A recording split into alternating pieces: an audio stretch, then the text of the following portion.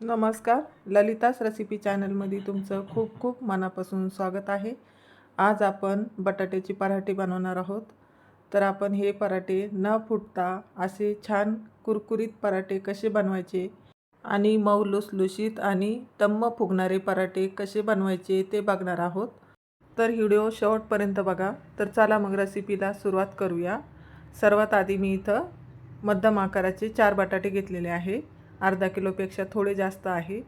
तर मी इथं स्वच्छ धुवून घेतलेले आहे आणि कुकरमध्ये मी शिजण्यासाठी टाकत आहे. तर मी आता कुकरमध्ये कमीच पाणी घेतलेलं आहे, खूप जास्त असं पाणी घेतलेलं नाही. तर बघू शकता तुम्ही. तर आपण हे आता बटाटे उकडून घेऊया. तोपर्यंत आपण इकडं आता पीठ कसं भिजवायचं ते बघणार आहोत. पीठ भिजवण्यासाठी मी सर्वात आधी मीठ टाकून घेतलेलं आहे. त्यानंतर मी थोडंसं पाणी टाकून घेतलेलं आहे, म्हणजे आपल्या जे खाली पीठ जास्त लागणार नाही त्यासाठी मी इथं पाणी टाकून घेतलेलं आहे. आणि तुम्हाला जेवढं पीठ पाहिजे त्या हिशोबाने तुम्ही पीठ टाकून घ्या. आणि मी इथं पीठ टाकून घेतलेलं आहे. तर आता पीठ छान असं भिजून घेत आहे. ज्या आधी मी पाणी टाकलेलं आहे त्याच पाण्यामध्ये हे पीठ आता मी भिजून घेत आहे. इथं आपल्याला आता थोडं थोडं पाणी टाकूनच पीठ मळून घ्यायचं आहे. तर बघू शकता तुम्ही, खूप जास्त असं पीठ आपल्याला घट्ट ठेवायचं नाही किंवा मग असं जास्त सैलसरही ठेवायचं नाही. आपण पोळ्या बनवण्यासाठी पीठ मळतो त्याच पद्धतीनं हे पीठसुद्धा मळून घ्यायचं आहे. आणि छान असं पीठ मऊसूत झालं पाहिजे आणि त्यामुळेच आपला पराठा फुटत नाही. तर इथं मी थोडंसं तेल टाकून घेतलेलं आहे आणि तेल टाकून मी आता शेवटी थोडंसं मळून घेत आहे. तर बघू शकता तुम्ही, छान असं पीठ आपल्याला मळून घ्यायचं आहे. बघू शकता या पद्धतीनं पीठ मळून घेतलेलं आहे. आणि आणखी थोडंसं एक पळी मी इथं तेल टाकलेलं आहे. आणि हे पीठ आपल्याला 10 ते 15 मिनटं भिजून घ्यायचं आहे, म्हणजे आपलं पीठ छान भिजल्या जाईल आणि आपला पराठासुद्धा फुटणार नाही. इथं मी घरच्याच गव्हाच्या पिठाचा वापर केलेला आहे. तर बघू शकता आपले बटाटेसुद्धा इथं उकडून झालेले आहे. तर छान बटाटे आपले उकडलेले आहे. तर आपण आता हे बटाटे थंड झाल्यानंतर आता सोलून घेऊया. तर ह्या पद्धतीनं सोलून घ्यायचे आहे सर्व. इथं आपण आता सर्व बटाटे सोलून घेतल्यानंतर असे बटाटे आता आपण मिक्स करून घेणार आहोत. म्हणजे आपण आता यामध्ये अजिबात इथं गिठळ्या ठेवायच्या नाही, नाहीतर मग आपला पराठा फुटू शकतो. तुम्ही हातानेही मिक्स केलं तरीही चालेल, पण हे थोडेसे गरम आहे म्हणून मी असं मॅश करून घेत आहे. तर बघू शकता तुम्ही.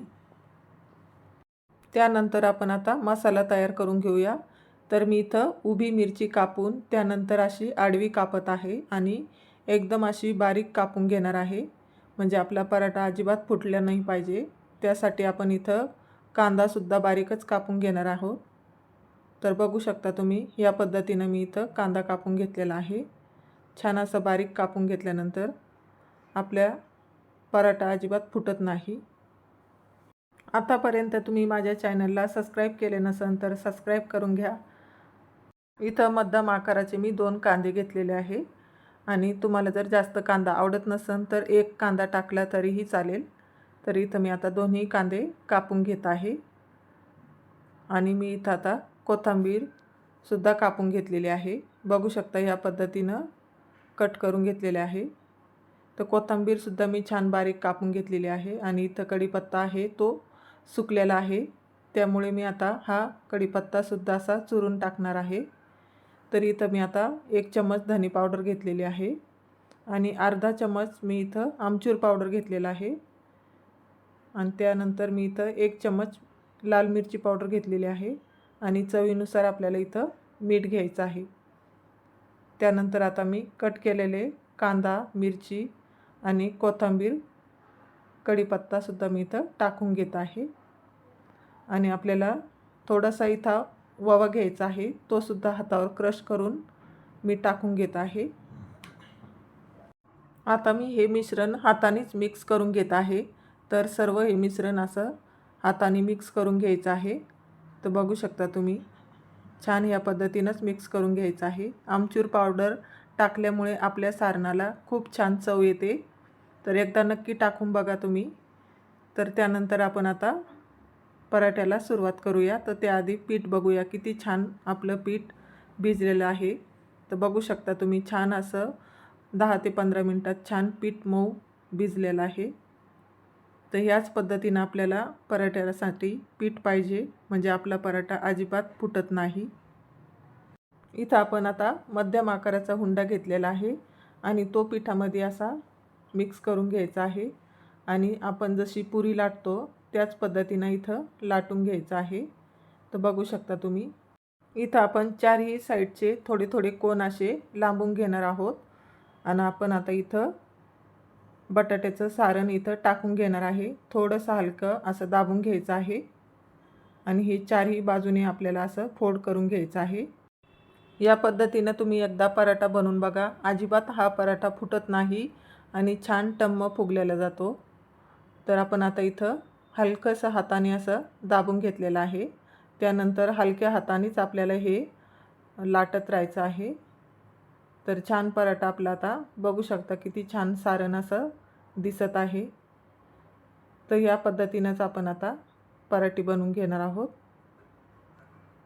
इथं आपण आता तव्यावर पराठा टाकून घेत आहे. तुम्हाला जर इथं कुरकुरीत पराठे खायचे असेल तर सुरुवातीला तुम्ही तेल लावू नका किंवा तूप. इथं मी सुरुवातीला अजिबात तेल लावलेलं नाही आणि मी थोडंसं दोन्ही साईडनी शेकून घेतल्यानंतरच मी इथं तेल लावून घेणार आहे. तुम्ही तूप लावलं तरीही चालेल किंवा तेल लावलं तरीही चालेल, पराठा छानच लागतो. तर इथं बघू शकता मी इथं आता तेल लावून घेत आहे आणि पराठ्याचा सुद्धा कलर छान असा गोल्डन कलर आलेला आहे. बघू शकता तुम्ही. पराठे बनवत असताना आपल्याला गॅस इथं फुलच ठेवायचा आहे. गॅस फुल असल्यामुळे आपले पराठे छान टम्म फुगले जातात. बघू शकता तुम्ही. इथं मी गॅस आता फुल केलेला आहे.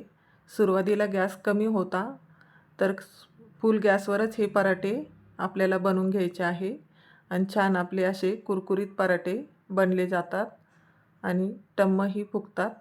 बघू शकता तुम्ही, छान असा टम्म फुगलेला आहे. असे पराठे तुम्ही नाश्त्याला बनवू शकता. खरंच खूप छान लागतात. मुलंसुद्धा खूप आवडीनं खातील.